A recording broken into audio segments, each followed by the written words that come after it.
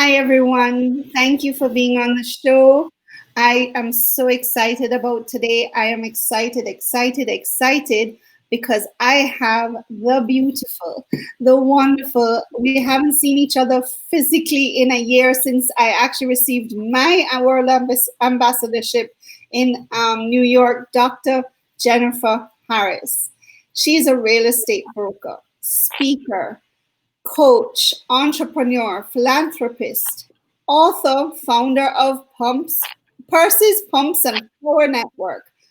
And like you, entrepreneur and real estate broker Dr. Jennifer Harris has read her share of success stories from women who have gone through some challenging life storms. And I know women who are watching right now, we have life storms on a daily basis. They're called children.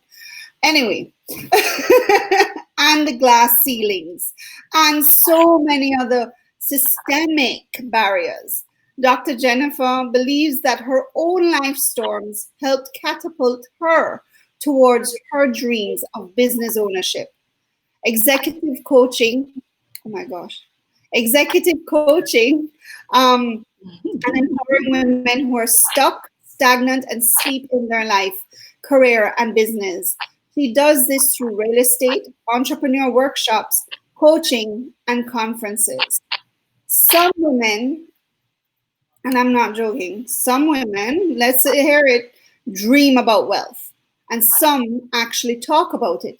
And there are women who demand wealth and then take it.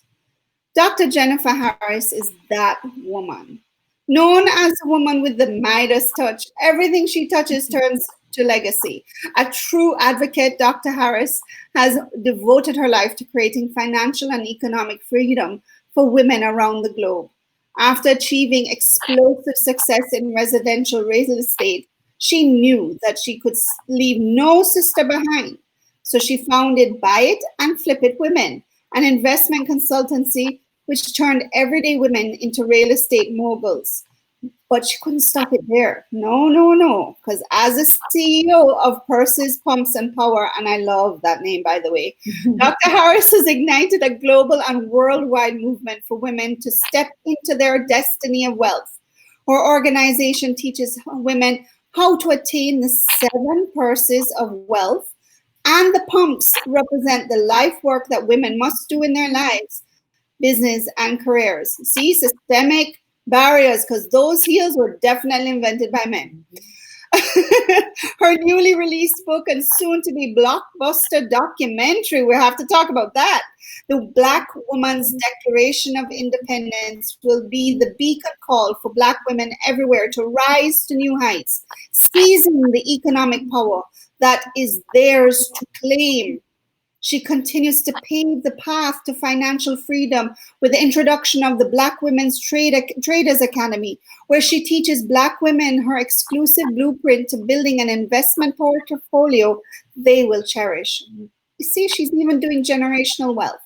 Dr. Jennifer loves helping women gain financial leverage over their lives. Dr. Jennifer runs a successful team and is also committed to continued professional development and does this through masterminds, educational seminars, and networking events. I just went to one recently. It was phenomenal all over the country.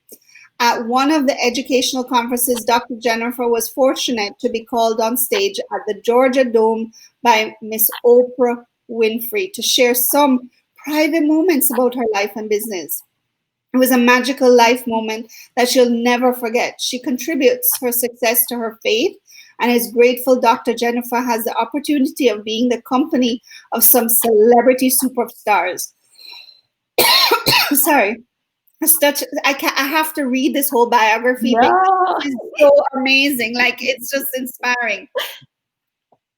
She's been around Steve Harvey, Oprah Winfrey, which I mentioned before, Master P, Jack Canfield, Stedman Graham, Roland Martin, Eric Thomas, Tom Story, and the list goes on. Prior to becoming a real estate agent almost 16 years ago, Dr. Jennifer was a successful network engineer for 7 years. An engineer, another glass ceiling broken.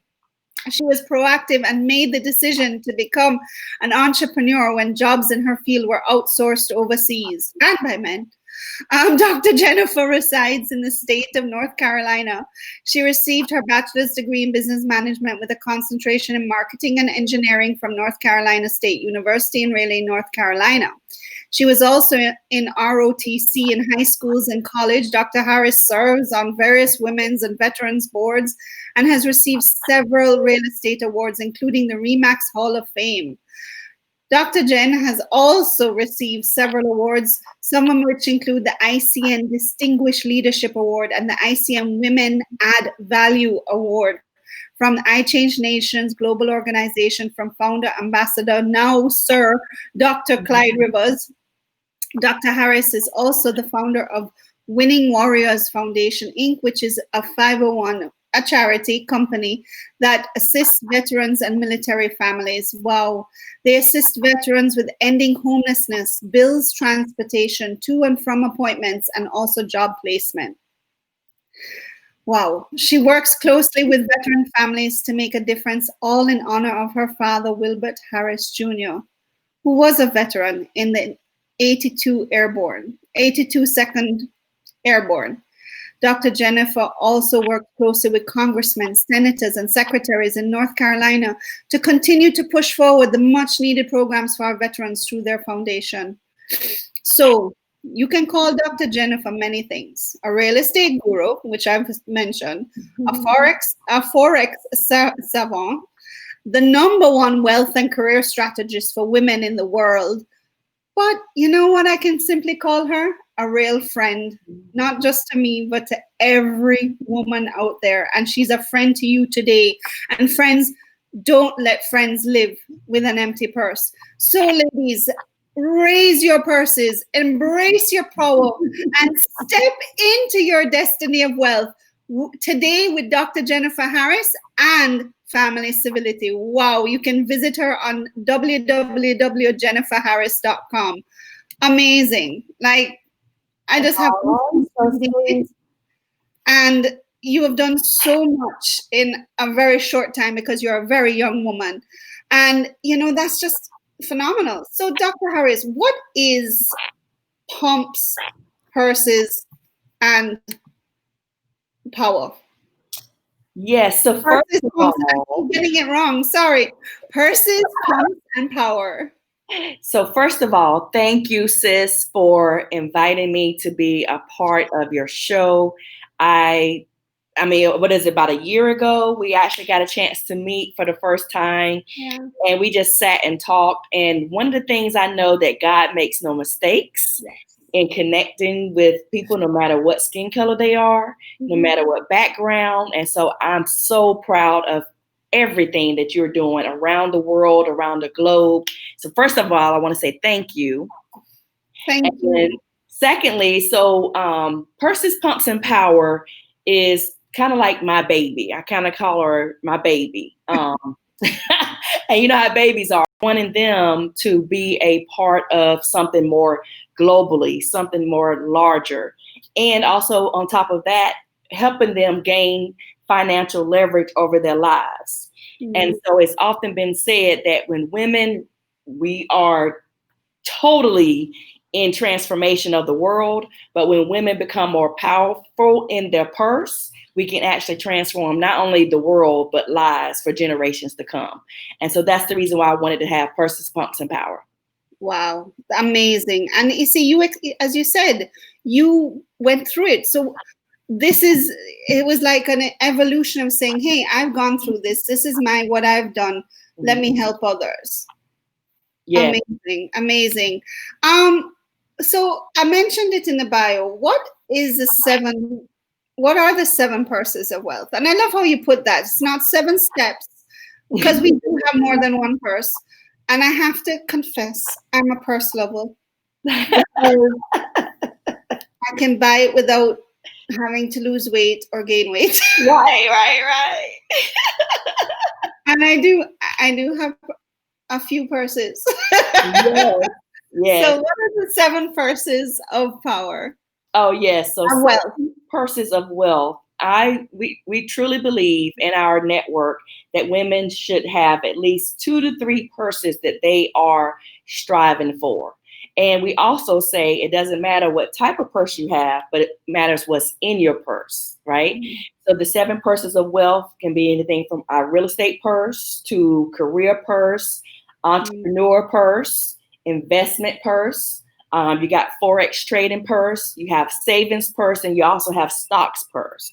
So that's why women can find, within 2 to 3 different purses. And once they actually truly magnify and expand those, what we call those purse strings, they will be able to leave a legacy not only for their family, but they will also be able to pass down not only, not passing down debt or bills, but they can pass down assets for their families. So those are the 7 purses of wealth.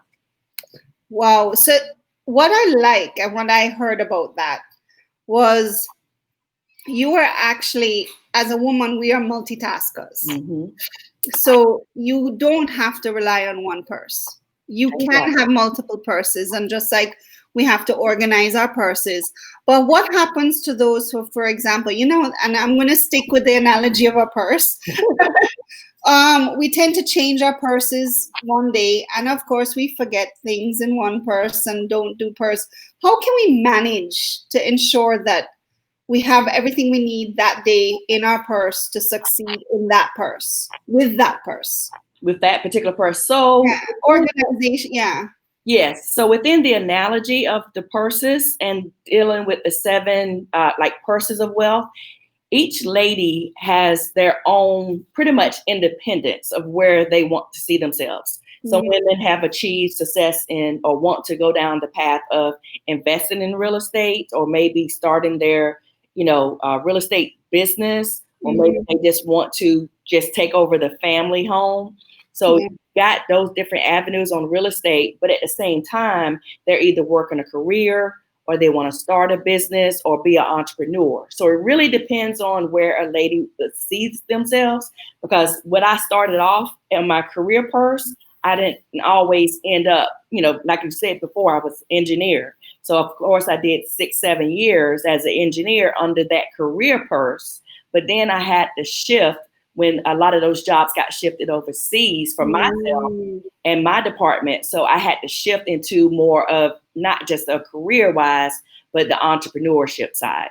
So that's why I believe women should actually be having multiple purses. So you're definitely correct in that sense.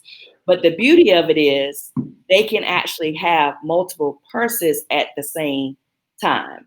So there's some wealth or purse wealth that you may be able to get immediately right away. And then there's some that you're going to have to, put a little bit more time and be a little bit more patient in your building. Amazing. Ladies and gentlemen, listen, if you know somebody, you have a sister or a daughter that you want to empower, please ask your questions. We have 1 hour. We have, she's not here forever. So remember to comment below, like, share, pass this on, because, I think that's one of the things about the network that you have is if you're enjoying this show, share it. If you know a woman in your life that would benefit from this knowledge, these 7 purses and how to maintain and what to do, share the show right now and say, hey, you need to watch this. And comment below, ask your questions. This is why we have the guests. This show is not about me just talking. It's about asking the questions and feeding the information from you. So comment, share, like, start a watch party, and take some notes. And of course, this show will be rebroadcasted on YouTube later this evening, so you can download it anytime. So that's amazing. I love the fact that we have to care, because I'm that type of person where I forget things all the time. I'm like, I will hold 3 of my purses at the same time. In fact, I'm going to change my board and draw purses on them. Now, one of the purses that women do have is the family. And we'll discuss the single mother thing but just let's look at the nuclear family makeup. How can we balance that purse of family and that purse of power, because you really hit a chord when I was reading your biography about that. As I said, some of our storms can be just being able to find yourself in the family, especially with systemic family units where you're not the head of the family, you're the neck, and you don't have that opportunity because you have to stay home. Or even if you don't stay home, women have that second shift that men don't think they should have. So how do we balance even carrying the two purses at the same time?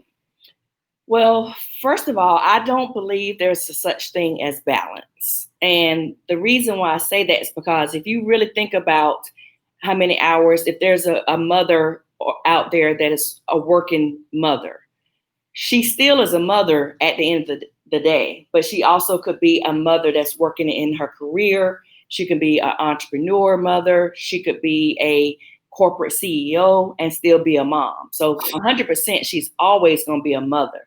But when she is actually taking 30, sometimes 40, 50, 60, 70 hours out of a week to grow that business, to grow that career, and maybe climb some of those corporate ladders, then that's time she is taken away from her family or taken away from, what the kids may need. And like you said, there's a second shift that goes on. She's never going to turn off on being a mother. However, when she becomes more powerful in her purpose and truly knowing I can be the best mother that I can be. And then, of course, here she wears this other hat where she's helping to grow this business that she may be passing down to her children. Or she's also maybe growing and writing the paychecks for a lot of these other businesses that may support their family as a mother. So I don't really know if there's a such thing as balance per se, but I do know that once women truly find their purpose and they become more powerful, then a short period of time they can really impact on versus them feeling like, oh, I'm away from my kids or I'm away from, my spouse or significant other during that time. Because the dynamics of families totally changed as well. And I believe over these last 10, 15 years, men have really, really started to step up because women are becoming more of the breadwinners. Men have started to step up as well and also take on some of that responsibility. It's a really good point you make because, a lot of times I would go after my career and it would take somebody to say to me, well, why aren't you home with the kids? Why are you working so hard? Because there are times that I would be working nights and days and stuff like that. I made sure that there was somebody to take care of them, but it always took somebody to plunk that guilt string. Yes. And I think that is where we have that issue, is that we're doing it. We find our purpose. We're happy. We're doing as you said, it's almost like the mummy purse is a backpack. It's not a purse that you always wear. But then you have your nice little sexy purse on you. And then somebody puts almost like a rock of negativity in that backpack. Yes. And we have to shed that. So you're right. It's not so much balancing our purses, but not allowing people to put that rock of negativity in our backpacks of motherhood. Right. It's sexism. Is what it is. It is. It is. And, it is very true. And a lot of times it doesn't have to be the husband. It doesn't have to be, it could be other women who are jealous. And that's, it could be your own mother. That's true. That says, no, you must do it my way. I was able to monitor the both. And it's quite interesting, generational trauma. That's right. So saying that, how do we empower women in the family to achieve success and teach success? So I believe we empower women to achieve success by, first of all, knowing who they are. Because you cannot become successful until you know not only who you are, but whose you are, whatever that higher power. And that will all boil down to being the type of woman that would be confident, that confidence that will elude out when you are raising a little girl, or that confidence that when you're raising your son, to be not only respectful, but you're raising your little girls almost like you're raising another mini me or mini you. But Yeah. women and men also treat, especially women, they treat their boys totally different. But at the same time, you find that, or you empower women to, number one, just really take the lids off, because oftentimes the way we grow up, or we grew up, or they grew up, or our mothers grew up, it was totally a different generation. Women stayed at home, or women, did not always try and be as successful as their husbands or their spouse or their, significant other. But now, as you embrace technology, as you embrace education, as women become more educated, they also became more powerful. But in that empowerment, it also comes with, like you say, that guilt. And so we have to make sure that we empower women to not only just stand in their purpose, but to stand in their truths of really who they are. Like, and then I think also that would tend to get passed down in their daughters, in their sons. And they would start to really realize that I can be and do multiple things. I don't have to just put the lid on what I see my parents doing or what it was passed down that I'm supposed to do, even if it's taken on the generational family as far as a business. But women, in that empowerment, as far as with women, it really comes in everything. It comes into politics. Think about it. It comes into not only politics, it comes into us running businesses successfully, but that confidence is going to actually elude for women to be able to pass that down to their family. And really, that's what my mother kind of passed down to me, because my mother, she was a school teacher, she was an educator. So I always saw her not only taking care of the family, but she also got her degree in her 50s, right? Wow. She had to drop out of college because she got married, had a family, but she never gave up on that dream. And I think if your kids see you still moving forward with a dream and succeeding in that dream, then they actually will become more powerful in itself as well. And she went on to finish her degree. She had the determination to finish before I did, and she did that in her 50s. See, that is a perfect example. Like, you couldn't ask for a better example of when you are training a mom and a mom does this, how it influences the children.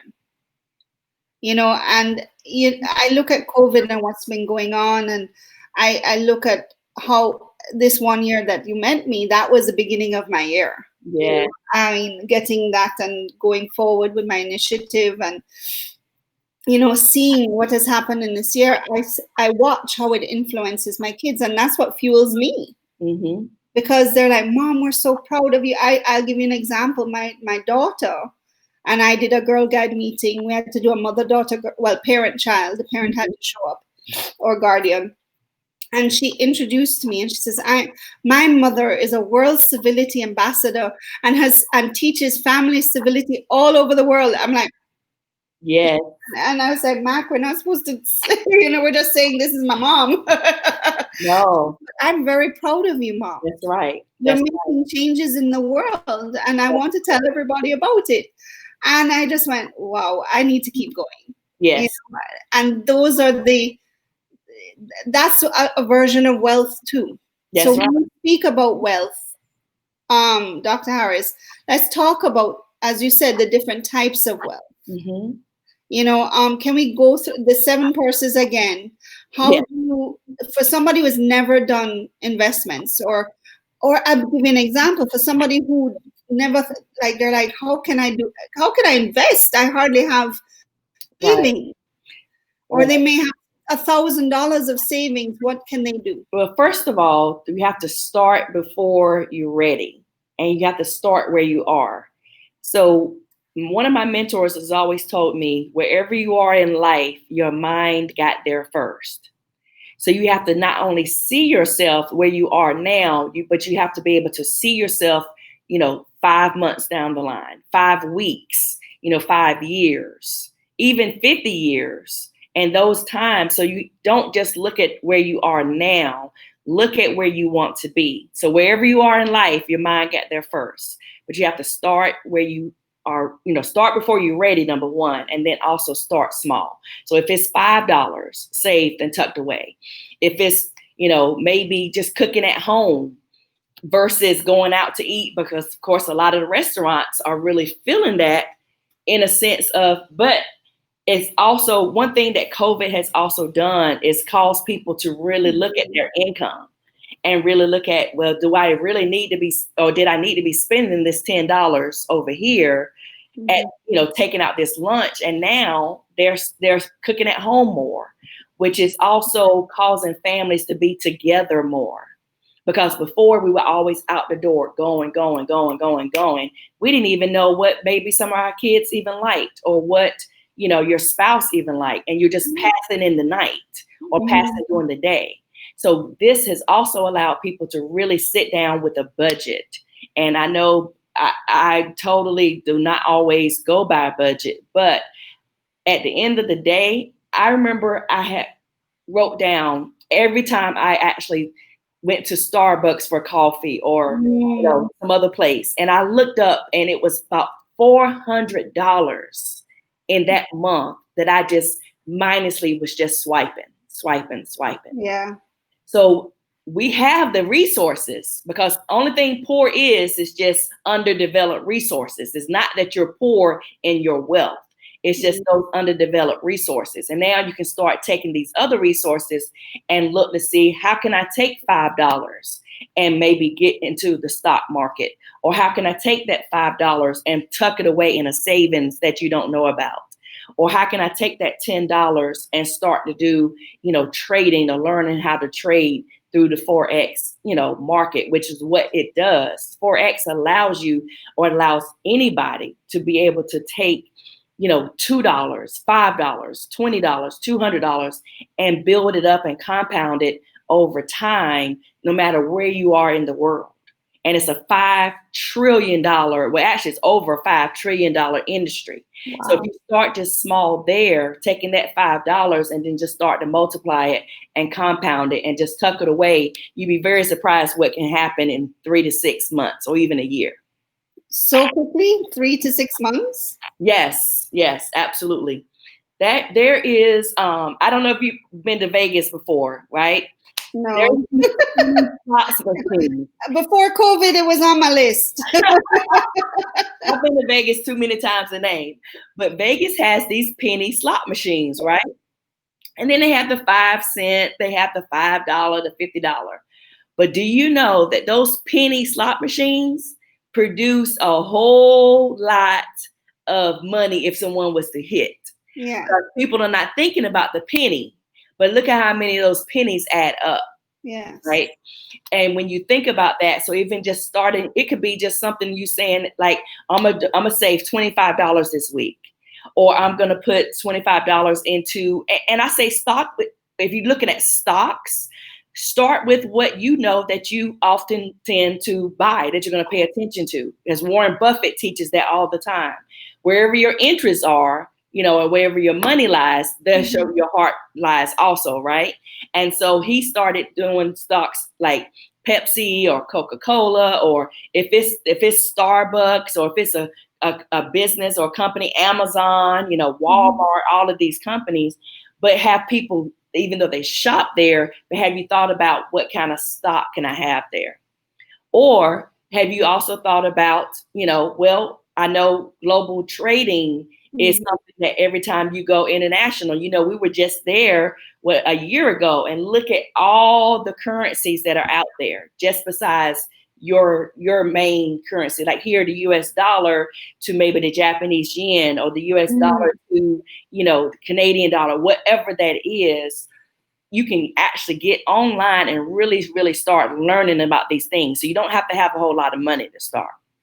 That's impressive because, for a small country, the Jamaican Stock Exchange is actually one of the most renowned strongest stock exchanges in the world. And what people don't understand is right now, I believe the dollar is 156 to the US dollar. Wow. So if you're investing $1 in the Jamaican Stock Exchange, you're actually getting $156 worth. Oh, wow. See?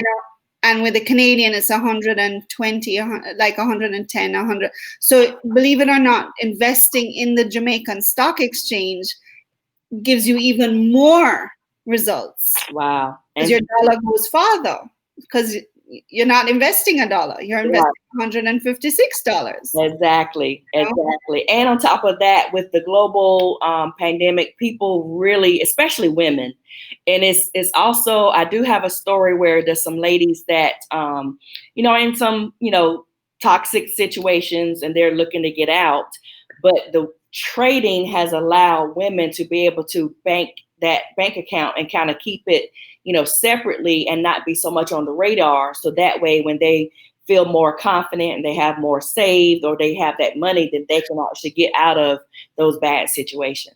So So how do they do that? Do they visit their bank? Do they visit their local? I as mean, far as getting as someone who has started, never done this before, and you hit a good point. You mhm, hit a really good point because you just need a little bit money to yeah, do this. So you don't have to be wealthy, and I think that's a stigma that people think about. They say, "Oh well, I don't have enough money to play the stocks."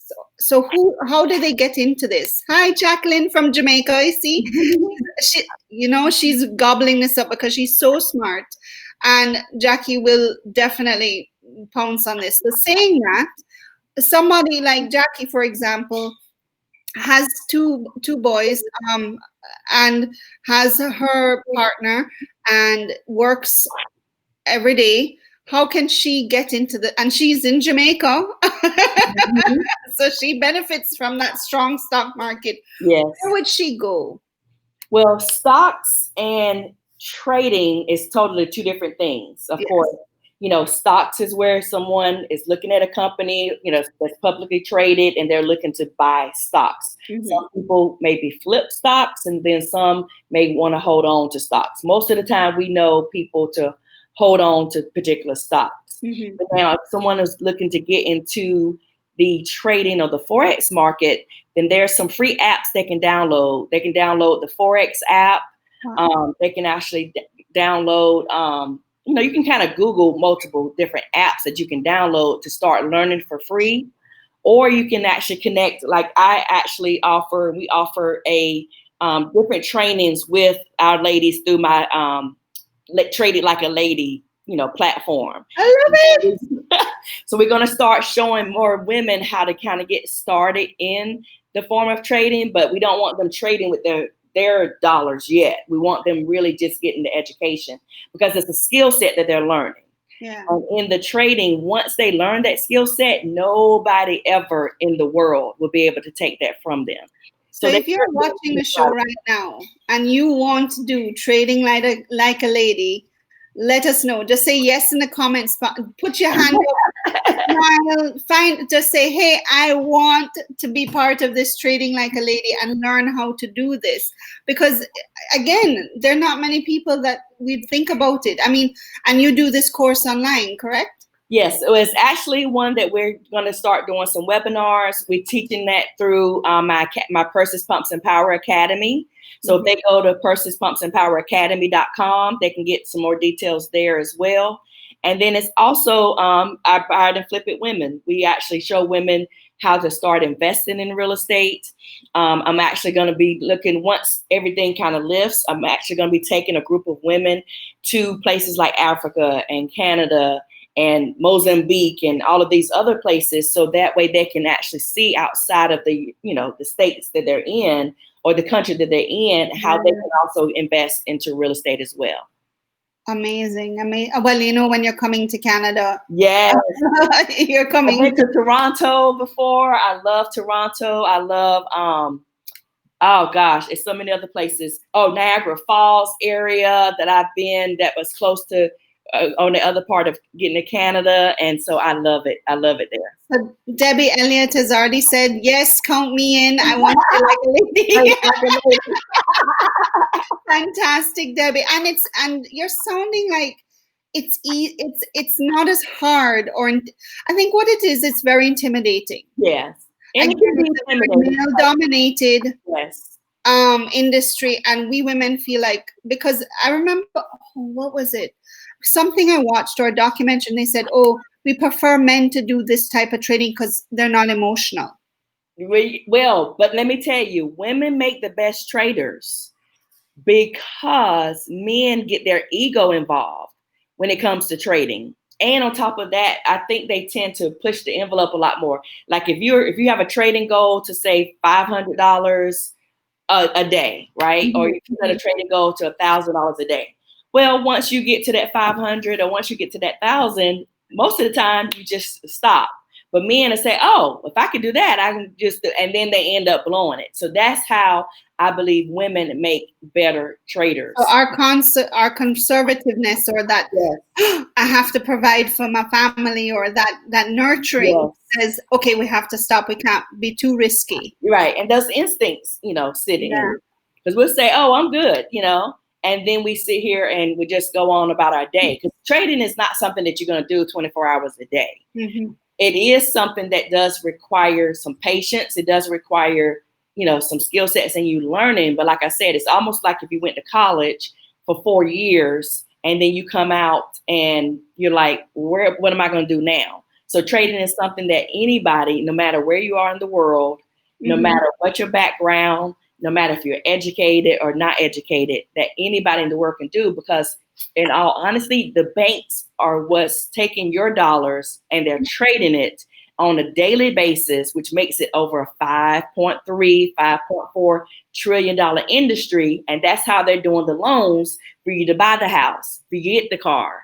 You get what I'm saying? So just Yeah. peace. I need to take my money out to the bank. Have you ever logged on to your bank and it says it's down for maintenance? Yes. Okay, they down for maintenance, all right. They steady trading your money on the New York Stock Exchange or the the London breakout sessions. They're doing all of that.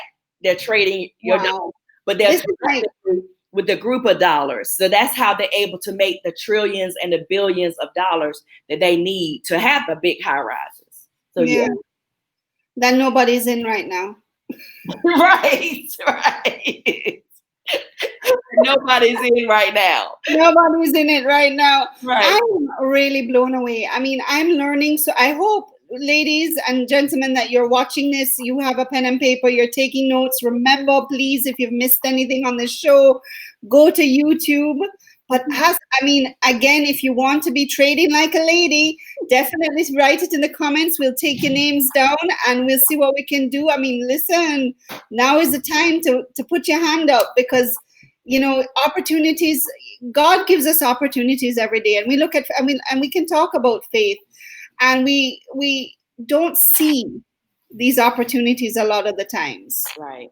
And I personally feel that one of the things for my success is that I now see opportunities, and I see them everywhere and always. And this is definitely an opportunity. I am rethinking it's, you pray about these things every day. You say, how can I make more money to support because I don't want to be a billionaire. What my goal in life is to have what I need, have enough money for what I need and for what I want in life. Right. And I don't need a lot and I don't want a lot. I just basic needs, definitely, and to travel and to do this, to do family. It's like I want money to do family civility. This is my enjoyment. This is fulfilling my purpose in life, is what gives me. It's almost like a gold watch. Mm-hmm. This is, and that's the thing. Not everything is material. And we make money, and a lot of times we buy things, and this is a message I wanted to talk about. We buy a lot of things to put in our purses, but we're still not happy. That's right. That's right. The only thing money does is just magnifies the person that it's in the hands of. That's all money does. It's neither good, bad, or indifferent. It's just paper.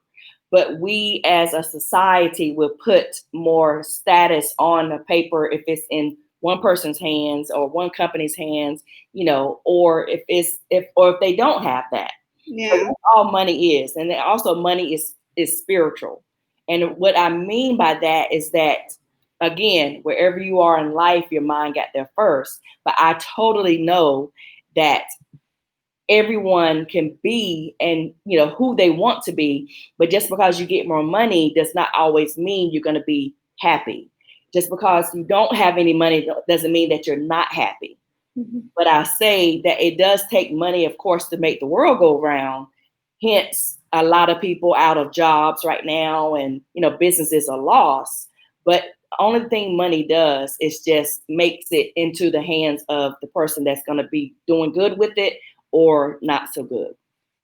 So you're right. It's not getting the money and having the wealth. It's what you do with the wealth. And Yes, some people, yes, buying the latest car makes them happy.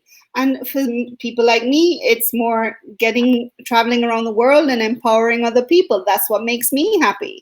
that's right. Everybody's different. It's what we do with the wealth That's that right. makes us happy. But a lot of times, as you said, if buying material things are not making you happy, then see the signs and say, That's hold on, right. I obviously need to change the way I live. That's right. And I loved what you said. Not having money doesn't make you unhappy either. That's right. It gives you stress, That's right. but it doesn't make. I mean, right now it is very. I think a lot of people are saying it. I think COVID has created two extremes Yeah. reactions. The ones who have thrived on it, like us, who have now Right. found the time to sit down and say, "Hey, I'm going to fulfill my dream." As I said, I couldn't get a job, so I said I decided to employ myself. Right. And I ended up starting everything. And I think that is where we look at the signs of God. Mm-hmm.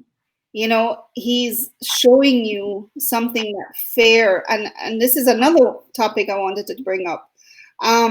Fair and women working with women, especially that fear, that trauma, the generational trauma, the gender trauma, I call it, the Mm-hmm. family trauma of where you have that fear to do out of the norm, which, as you know, with trauma, you fight, flight, or freeze. Mm-hmm. And a lot of women freeze. It's not that they don't want the wealth, it's not that they don't talk about the wealth, but when Mm-hmm. they're about to get it or when they have to do something, that trauma freezes them. Well, not only with the trauma, it's also where we all have to learn how to maybe function and manage in what was working before. I would say in the 80s, the 90s, of course, like I said, before technology, to what is working now. Mhm. And my fear is that, like I mentioned, my mother wanted to get her degree before myself, and also, she was an educator, she was a school teacher, she was a learner. But my father, on the other hand, he worked a kind of like he worked as a foreman, so he built and worked his way, working rotating shift to, having to be away from the family, here, going in night shift to this shift to that shift. So for the first maybe about 12, 13 years, I saw my father in the house and I knew he was there, but I didn't really get a chance to see him. But he was very adamant about me getting an education, but he was one of the smartest people that I know, because he also told me book sense and common sense is two different things as well. Amen. And so he had mad respect for others because he was just so knowledgeable when it came to learning things. And again, he was a veteran, in the 82nd Airborne. But the thing that he taught me was pretty much how to jump not only into opportunities, but he also taught me how to be independent in a sense of, like, when I was about to drive my first car. I hated the fact, number one, that I had to learn how to drive on a stick shift. I'm laughing because I When I know. look back on it now, like, you can drive anything. Yep. And so I had to stop looking at it from a sense of, oh, why can't I learn this on this way? Why can't I learn how to drive on this car? But he was showing me and teaching me, like, so a lot of these jobs right now that are gone, they're never coming back. But it has to take someone being able to get into a new skill set, a new mindset, something that's totally different. And I really would go so far as saying that these colleges and universities need to stop taking kids' money on jobs that they know that's not going to be there. We Like, won't even go there I because know. Yeah. we won't. I mean, let's go there and let's talk about it because we both have honorary doctorates. Yes. Yes. Right, on life skills. Yes. And I remember somebody who works at a university, in all fairness, and she is the lawyer for the university that does their accreditations. And at first, when she was saying, well, you have to put the honors beside it, it's not a real doctorate, you didn't spend the 2 years. And I was just like, whoa. And I respected her truth, I respected her truth because her business. And that's when it really showed me how universities position and they come together and say, you have to pay for this. Right. Right. And I look at it and I said, hold on. I received my doctorate for 25 years of experience. Exactly. Of learning. That's right. Number one. Number two, developing my own curriculum. That's right. Developing my own research. That's right. Writing my own book. The searcher versus the researcher. And I said, you know what?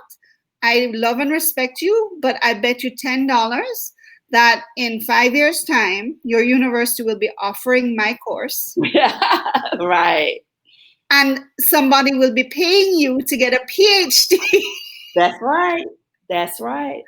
On what I've done. That's why most people in college, like I even had thought about getting my master's in, things with engineering. And then I thought about it like, well, how much more money is that going to really put in my pocket?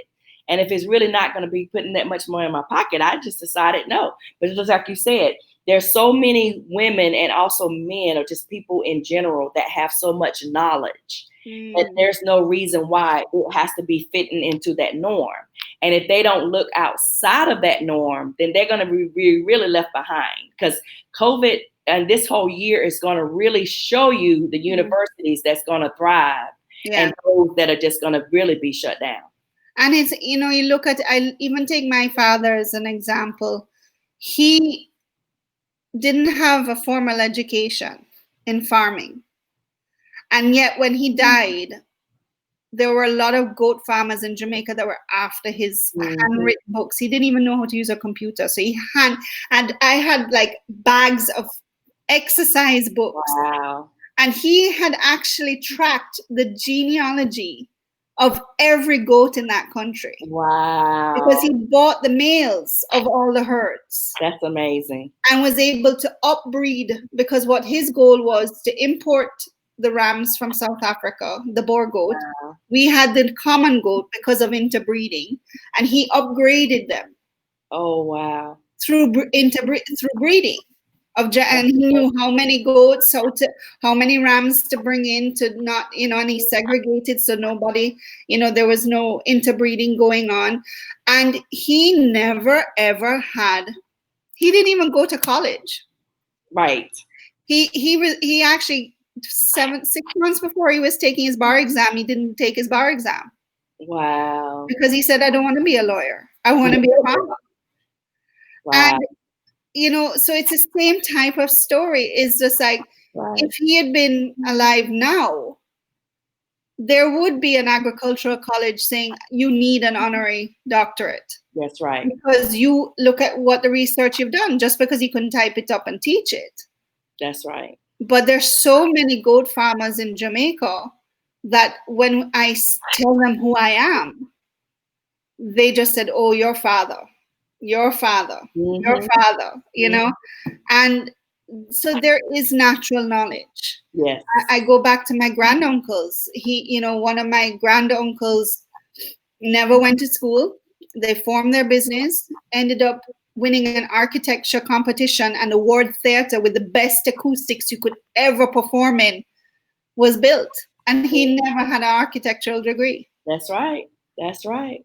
So there's so many people that feel they are less than. Right. And that's what I don't like. Yeah. I'm not going to put you down because you did 2 years of research of other people's work, because guess what? That research is very valid. That's You right. put a different perspective off of my perspective. I hope people will research our work That's right. and combine it and put their perspectives and do a doctoral Right. thesis on us because of the fact that it's a different perspective. That's right. But don't put down us. That's right. That's And right. I guess it goes back to, I mean, we've run out of time, but I guess it goes back to what you're saying is you are a woman. You can be an investor. You can do forex trading. You can do property investing. You have, and just remind everybody what those seven purses are, please. So yeah, so absolutely. So women you have everything in you to succeed. I mean everything. And I believe God has really planted everything in us to win. But it really takes us knowing what we want to do, who we are, and on top of that, just take the limits off. Because everyone, I believe, this whole year has had to learn how to pivot. Not only just pivoting in their family life, but pivoting in what we thought normal education was going to be. I mean, look at it now. They're teaching, parents are having to teach kids, at home through education. But it Mm. also caused us to pivot not only in a sense of maybe not always be as dependent and maybe as secure as we thought we were. But yes, so those seven purses of wealth from, real estate purse to investments purse to stocks purse, forex trading purse, career purse, savings purse. So all of those are ways that women and men, but when women become more powerful in their dollar and not that we're trying to control, because a lot of times there's been many women that have felt bad about making more than their spouse or going after for more. But at the same time, they have taken what little they had and stretched it in a way that only a woman can do. So when women become not only more powerful in their financial life, they become more powerful in their spiritual life, in their legacy, as far as leaving a legacy. Everything trickles down when it starts with the woman. So let's recap. How do we get a hold of you? I know Debbie is very excited about trading like a lady, and Jackie as well. So please let us know how we can get hold of you. Yes. So go to, you can actually join our movement on Facebook, Purses, Pumps, and Power Network. We're on Facebook as a private community of women from all over the world, from many different backgrounds. They can go to pursespumpsandpower.com, and then they can just email me, Jennifer at pursespumpsandpower.com. Wonderful. You see, because I'm so excited. And we kind of talking about it, but it's coming. We're going to be looking at single mothers and their daughters and how to create wealth with them and classes on that. So there's so much that's going to happen because we do collaborate. All us as World Civility Ambassadors, we work together. We encourage each other's initiatives. And thank you so much, Dr. Harris. Keep up the amazing work. Please join the website because there are a lot of conferences. The one I just attended was amazing. Awesome. And thanks to technology and COVID, I could attend it from my living room. That's right. That's so thank you very much. Next week we are so excited, and I have Dr. Ira Roach next week, Monday, same time, 4 o'clock. Please join us on Family Civility, and let's talk about family civility. Let's be family civility, and I'll be announcing nominations are coming up for the Family Civility Awards, and I look forward to you nominating anybody that you know, organization who can be an ambassador, the Family of the Year. All of those things are coming up when it comes to family civility, and I'm so excited because Family Civility Day is officially going to be November 15th. It's a proclaimed day. I mean, it was really cool actually because we were able to, what's the word? We were able to actually, I Googled it. And there it was, top on the list. Oh, So that's November awesome. 15th, very excited. And we're going to have a virtual conference, and then we'll have a Facebook Live to announce all the winners.